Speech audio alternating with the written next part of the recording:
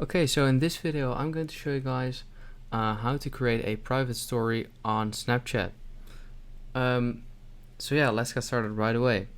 This is actually pretty easy, and yeah.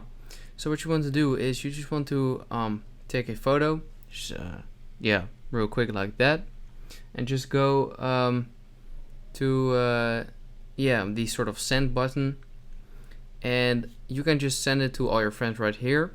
But what you want to do is at the top it says stories.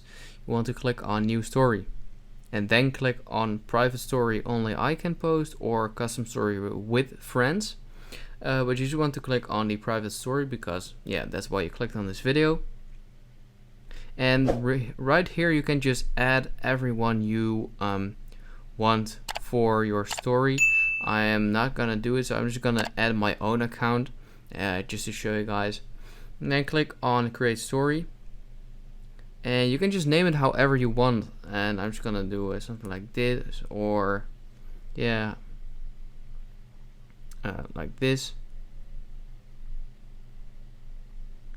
and then click on done, and then click on the send button.